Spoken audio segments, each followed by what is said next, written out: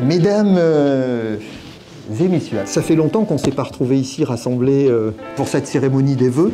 Ça fait 3 ans. Donc je suis, pour ne pas faillir à la règle, je suis très heureux au nom du conseil municipal, des jeunes, de vous présenter tous mes vœux pour cette nouvelle année 2023, qu'elle apporte d'abord la santé, qu'elle soit aussi le signe de la réussite de nos projets, et puis aussi toutes ces petites joies et ces belles surprises qui font le sel de la vie.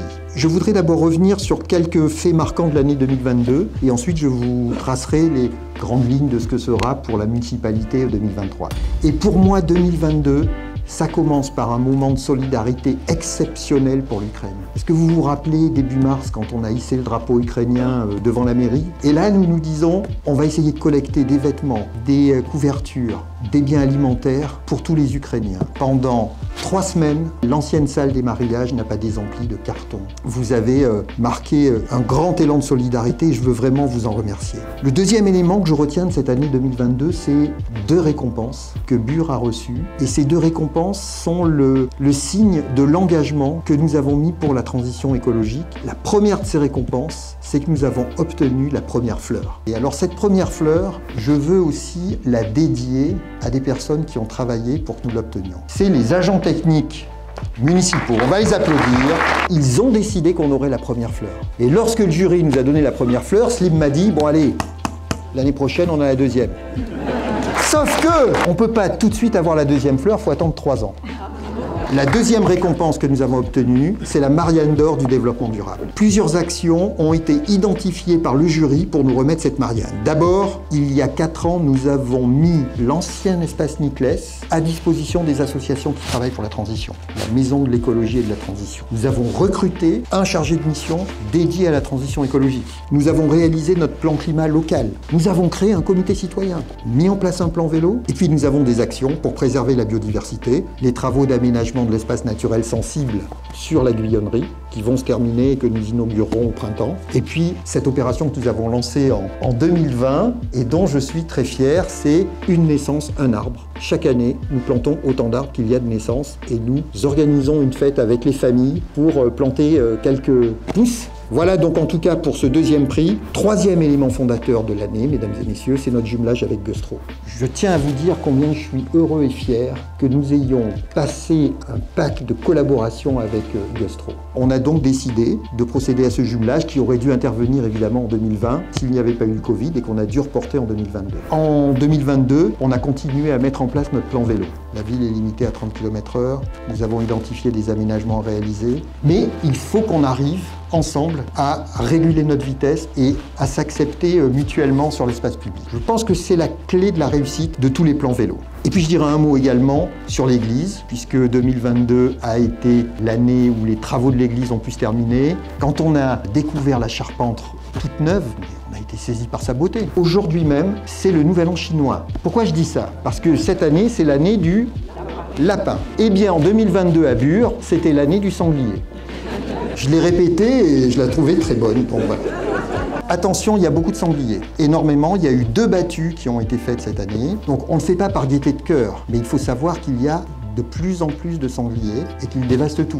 Je vais maintenant arriver à 2023 et vous dire un mot de notre plan de sobriété énergétique. Ce plan de sobriété doit nous permettre de gérer les gestes du quotidien avec des actions à moyen et à long terme. Je le dis pour les utilisateurs des équipements municipaux, culturels, sportifs, il faut qu'on arrive à avoir le réflexe de faire ces économies du quotidien qui sont tellement importantes. Alors je veux quand même juste vous donner un ordre d'idée. La facture de gaz annuelle à Bure, en année normale, c'est 200 000 €.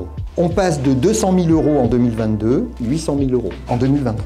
Sur l'électricité, nous avons payé 315 000 € en 2022, nous paierons 570 000 € en 2023. Alors fort heureusement, l'État va compenser une partie de l'augmentation. Ce qui veut dire que nous devons bâtir le budget 2023 en prenant en compte l'augmentation du gaz, de l'électricité, plus tous les autres contrats qui augmentent, poursuivre le service aux habitants. Et nous devons continuer à tenir l'engagement que nous avons pris avec vous en 2008, c'est de ne pas augmenter les impôts.